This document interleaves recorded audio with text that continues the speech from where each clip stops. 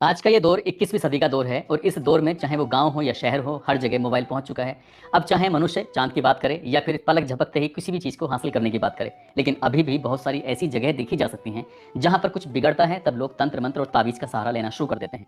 दरअसल आज की कहानी जो मैं आपको सुनाने जा रहा हूँ, इस कहानी में एक समय की कमी थी और समय की कमी होने की वजह से वो शायद अपने परिवार पर उतना ध्यान नहीं दे पा रहा था जितना क्या उस व्यक्ति को अपने परिवार पर ध्यान देना चाहिए था। महिला ने तंत्र मंत्र का सहारा लेने के बाद कुछ ऐसा हासिल करने की कोशिश की जिसकी शायद उसको चाहत थी, और चाहत तो उसकी शायद पूरी हुई नहीं हुई, लेकिन वो प्यार में पड़ जाती है। उस महिला को प्यार हो जाता है और जैसा वो महिला कर रही थी ठीक उसकी बेटी भी उसकी देखा देखी वैसे ही करने लगती है। माँ और बेटी दोनों को ही अफेयर हो जाता है, दोनों को ही लव हो जाता है। जिनसे लव होता है, जिनसे प्यार होता है, वो भी कहीं ना कहीं अपने रिश्तों के साथ खिलवाड़ कर रहे थे, धोखा कर रहे थे, और इसी धोखेधड़ी, इसी समय की कमी की वजह से एक दो नहीं तीन कत्ल हो जाते हैं। और तीन कत्ल की गूंज जब लोगों तक पहुंचती है इस सोशल मीडिया के माध्यम से, इन अखबार, टेलीविजन और मोबाइल के माध्यम से, तब लोगों को यकीन नहीं हो रहा था कि आखिरकार इस समाज में ऐसे भी लोग रहते हैं जो कुछ लोग ऐसे जो अपने माँ बाप से धोखा दे रहे थे, तो कुछ लोग ऐसे थे जो अपने पति से, तो कुछ ऐसे थे जो अपने परिवार को धोखा दे रहे थे। और इस धोखाधड़ी में न केवल तीन जिंदगियां हमेशा के लिए समाप्त हो जाती हैं, खत्म हो जाती हैं, बल्कि कई लोग ऐसे हैं जिनकी वजह से वो पूरी जिंदगी शायद ऐसे ही भयानक रूप से गुजारेंगे। और शायद एक सबक है लोगों के लिए कि कोई भी कदम उठाने से पहले बहुत बार सोचने की जरूरत है, आप क्या कर रहे हो और क्या नहीं कर रहे हो। आदाब, नमस्कार, सत श्री अकाल। मैं उस्मान सैफी। आज की जो सच्ची घटना मैं आपको सुनाने जा रहा हूँ, ये सच्ची घटना है छत्तीसगढ़ प्रदेश का एक जिला है बलरामपुर। और बलरामपुर मुख्यालय जो लगता है, जिला मुख्यालय, उससे ही सटा हुआ एक गांव लगता है दहेजबार। दरअसल एक किसान जिसका नाम रामनाथ होता है, रामनाथ अपने खेतों पर गया था ये देखने के लिए क्या उसके धान पक चुके हैं या नहीं पक चुके हैं। धान के खेत में वो इधर से उधर घूम रहा था, टहल रहा था। अचानक ही मानव की खोपड़ी, जो कि कंकाल का रूप ले चुकी थी, उसके पैरों पर आके लगती है। उसको वो अपने हाथ से उठाकर देखता है, उसके बाद उसको छोड़ देता है।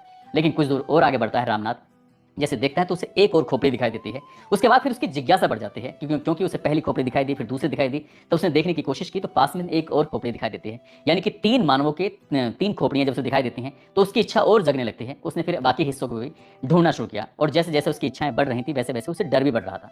यहाँ से वो दौड़ लगाना शुरू कर देता है, गाँव के लोगों को आवाज़ लगाना शुरू कर देता है। अब उसकी आवाज़ जब गाँव तक पहुँचती है तो गाँव के लोग उसकी तरफ दौड़ते हैं, पूछते हैं कि रामनाथ क्या बात है, तुम क्यों परेशान हो रहे हो। वो कहता है कि मेरे धान के खेत के अंदर मानव के कंकाल पड़े हुए हैं, तो लगता है किसी ने किसी की हत्या करके यहाँ पर फेंके हैं। वो इतना ज़्यादा परेशान था। ये बात सुनने के बाद फिर गांव के लोगों तक सूचना पहुंचती है, और भी लोग मौके पर पहुंच जाते हैं, और देखते देखते ऐसा समझो जैसे पूरा गांव वहाँ पर मौके पर उमड़ पड़ता है। अब ये बात जो नज़दीकी पुलिस स्टेशन होता है, बात वहाँ तक पहुँच जाती है, यानी कि शहर की कोतवाली तक। शहर की कोतवाल तक ये बात पहुँचती है। तो शहर कोतवाल ने जो एसपी साहब होते हैं, वैभव बनकर, उनके पास भी सूचना पहुंचाई कि साहब एक खेत है और उस खेत के अंदर तीन मानव के कंकाल पड़े हुए हैं।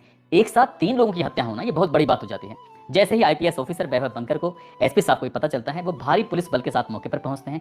साथ ही एफएसएल टीम और सर्विलांस टीम को मौके पर लेकर आते हैं। जो इलाका था, यानी कि वो जो खेत है, उसको चारों तरफ से बैरिकेड कर दिया जाता है ताकि वहां पर कोई बाहर का व्यक्ति ना जाए, ये देखा जाए कि आखिरकार क्या मामला है। अब पुलिस इस मामले की जांच पड़ताल में जुट जाती है। जब पुलिस इस मामले की जांच पड़ताल कर रही थी, दरअसल ये बात है 15 नवंबर 2024 की सुबह की ये बात है। सुबह से शाम हो जाती है। 70 से 80 फुट के उस एरिया में वहां पर पुलिस को तीन मानव के पूरे कंकाल मिल जाते हैं, यानी कि हड्डी का एक भी हिस्सा गायब नहीं था। जब उन्हें जोड़ा जाता है तो पता चलता है कि एक तो बालक की लाश है और दो महिलाओं की लाश है। आखिरकार यहाँ तक कैसे पहुंची हैं पुलिस ने, अब ये बात पता करने के लिए जो जानकारी थी, वो सूचना थी, वो मोबाइल के माध्यम से उसे वायरल करने की कोशिश की, ताकि किसी भी परिवार के कोई सदस्य अगर गायब हुआ है तो वो आकर यहाँ पर संपर्क कर सकता है। साथ ही जो आसपास के थाने थे वहां तक भी सूचना दी जाती है। यही नहीं, जितने भी आसपास के जिले होते हैं उन जिलों को भी वायरलेस किया जाता है, ये बताने के लिए कि हमें तीन मानव के कंकाल मिले हैं। आपके इलाके में कोई ऐसा व्यक्ति तो नहीं है जो गायब हो चुका है, गायब है तो कौन कौन है उसके बारे में सूचना दी जाए। यहाँ से जो घटना स्थल है, यहाँ से लगभग 80 किलोमीटर दूर एक थाना लगता है कुसमी। कुसमी पुलिस स्टेशन से फोन पहुंचता है। फोन पहुंचने के बाद वो बताते हैं कि हमारे थाने में पिछले 4 अक्टूबर 2024 को एक एफआईआर दर्ज हुई थी गुमशुदगी की। एक व्यक्ति है जो पारा का निवासी है, नाम उसका सूरजदेव है। सूरजदेव के तीन सदस्य गायब हैं परिवार के। उसकी बीवी, जिसकी पत्नी का नाम है कौशल्या ठाकुर, उम्र 40 साल। उसकी एक बेटी है मुक्तावती उर्फ मुस्कान, जिसकी उम्र 17 साल के आसपास है। उसका बेटा है मिंटू ठाकुर, जिसकी उम्र लगभग 6 साल के आसपास है। जब पुलिस ने ये संपर्क करने की कोशिश की, उन्हें मौके पर बुलवाया जाता है, उस रिश्तेदारों को बुलवाया जाता है। सूरजदेव के रिश्तेदार सूरजदेव मौके पर पहुंचता है। आने के बाद जब देखता है, उससे कुछ चीजें दिखाई जाती हैं, साड़ी दिखाई जाती है, लेगी दिखाई जाते हैं, कपड़े दिखाए जाते हैं। जो वहां पर मौके पर मिले थे उस बच्चे के कपड़े दिखाए जाते हैं। कपड़ों को देखने के बाद वो फूट फूट कर रोने लगता है, जोर जोर से चिल्लाने लगता है। जाहिर सी बात है, कहते हैं कि जिन जाके पैर न फटी विवाई, वो क्या जाने पीर पराई। जिसके ऊपर आती है वही जानता है। जब वो रो रहा था तो सैकड़ों ग्रामीण, सैकड़ों पुलिस वाले उसके रोने की उन आवाजों को सुन रहे थे। हर किसी की आंखें नम हो जाती हैं, क्योंकि उसका जो परिवार था, जो उसका खानदान था, वो पूरी तरह से उजड़ चुका था, खत्म हो चुका था। बस वो रो रहा था। रोते रोते एसएसपी से वो शिकायत करता है कि साहब, जो थानेदार हैं, काश उन्होंने इस मामले को इतनी गंभीरता से लिया होता तो शायद उसके बच्चे आज जिंदा होते। जैसे ये बात आती है, थानेदार के बारे में पूछा जाता है तो थानेदार जितेंद्र जायसवाल उसकी वाकई लापरवाही पाई जाती है। इस मामले की जो सूचना थी वो पुलिस को समय पर दी जाती है, लेकिन पुलिस ने इस मामले को गंभीरता से नहीं लिया था। वो कह रहे थे कि आ जाएंगे, कहीं गए होंगे। इसलिए पुलिस तरह तरह की कहानी बना रही थी, और जब ये बात अधिकारी को पता चलती तो अधिकारी ने उसको लाइन हाजिर कर दिया और संत लाल आयान को इस बात की जिम्मेदारी दी कि तुम इस थाने को भी संभालोगे, उसमें को, और साथ ही इस मामले की जांच पड़ताल भी करोगे। अब ये पूछा जाता है कि मामला क्या है। बताया जाता है कि 26 सितंबर 2024 को ये परिवार के 3 सदस्य होते हैं, अचानक से गायब हो जाते हैं। गायब क्यों होते हैं, कहाँ जाते हैं, 80 किलोमीटर दूर कैसे पहुंच जाते हैं, यही सवाल था कि आखिरकार ये वहां से कैसे आए, अपनी मर्जी से आए, कोई लेके आया। बहुत सारे सवाल थे, हर कोई जानना चाहता था, लेकिन इस बात को बीते हुए उनकी लाश को मिले हुए लगभग 51 दिन का समय हो चुका था। हालांकि पुलिस किसी तरह का रिस्क नहीं लेना चाहती थी, इसलिए डीएनए सैंपल भी लेती है जांच पड़ताल करने के लिए, देखने के लिए क्या सचमुच जो गायब हैं वही हैं या कोई और तो नहीं है। वो जांच पड़ताल के लिए भेज दिए जाते हैं, लेकिन जिस तरह से तन पर कपड़े मिलते हैं, उनके कुछ जेवरात वगैरह मिलते हैं, उस वक्त मौके पर जो पुलिस को जांच पड़ताल मिलते हैं, तो उनसे उसने पहचान लिया था कि ये मेरे ही बच्चों के हैं, मेरी ही बीवी के हैं, मेरे ही बेटे के हैं। अब पुलिस इस मामले की जांच पड़ताल में जुट जाती है। सबसे पहले जो उसका मोबाइल होता है, मोबाइल नंबर की सीडीआर निकलवाई जाती है। सीडीआर के माध्यम से, यानी कॉल डेटा रिकॉर्ड्स के माध्यम से, ये जो भी उनके संपर्क में था, ये संपर्क वाले व्यक्तियों से बातचीत की जाती है। तो एक व्यक्ति का नाम सामने आता है जिसका नाम होता है मुख्तार अंसारी। मुख्तार अंसारी झारखंड प्रदेश के भंडरिया, एक बरगढ़ एक गांव लगता है, वहां का रहने वाला होता है। उससे जब पूछताछ की जाती है, यानी कि उसे बुलाया जाता है, तो वो आखिरकार मिल जाता है, आसानी से मिल जाता है पुलिस को। काश पुलिस ने पहले मेहनत की होती तो शायद इतना लंबा समय नहीं लगता। 19 नवंबर 2024 को वो पकड़ा जाता है, उससे पूछताछ की जाती है। शुरुआत में वो कहानी बनाने की कोशिश करता है, लेकिन पुलिस ने जब अपने तरीके से पूछा तो उसने सारा का सारा इल्जाम अपने ऊपर ले लिया। पुलिस को यकीन नहीं हो रहा था कि 3 कत्ल होते हैं और 3 कत्ल को वो अकेला कैसे कर सकता है।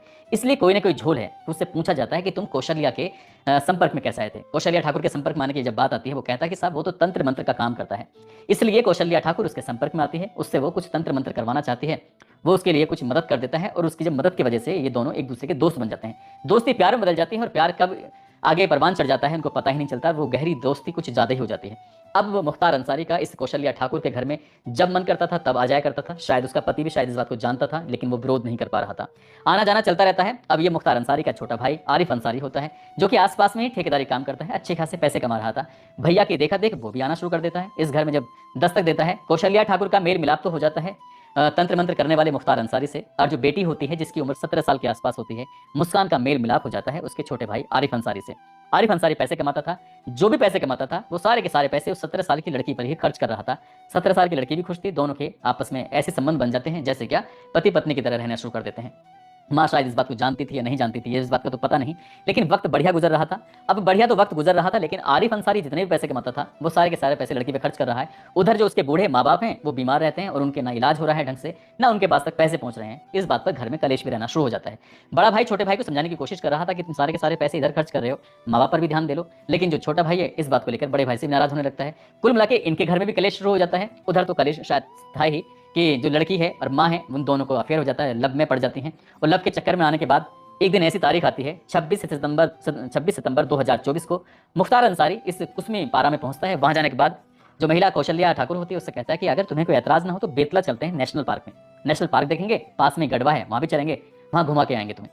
वो कौशल्या ठाकुर तैयार हो जाती है। बेटी से पूछा जाता है, वो भी तैयार हो जाती है। बेटे से पूछा जाता है, कहता है कि जब मम्मी और बहन जा रही हैं तो मैं भी चलता हूँ। तीनों के तीनों उसकी बाइक पे बैठते हैं, और बैठने के बाद यहाँ से लगभग 80 किलोमीटर दूर चांदो से होते हुए बलरामपुर पहुंच जाते हैं। जब वो चांदो में थे तो आरिफ अंसारी की नजर पड़ जाती है। आरिफ अंसारी इनसे मिलता है, बातचीत करता है। अब इनसे पूछा जाता है कि अब क्या कहाँ जा रहे हो, तो वो कहते हैं कि बलरामपुर जा रहे हैं, रात को वहीं रुकेंगे। देखते ही देखते आरिफ अंसारी भी घर पहुंच जाता है। पांचों लोगों ने इत्मीनान से बैठकर खाना खाते हैं। खाना खाने के बाद अपनी अपनी जगह पर जाकर सो जाते हैं। रात को जैसे आंख खुलती है, आरिफ अंसारी की नीयत तो पहले से ही खराब थी, वो गुस्से में जाता है। वो कहता है कि मैं तुमसे शादी करना चाहता हूँ। जब उस मुस्कान से पूछा जाता है, मुस्कान साफ मना कर देती है। पहले भी वो मना कर देती थी साफ साफ, अभी भी उसने साफ साफ मना कर दिया।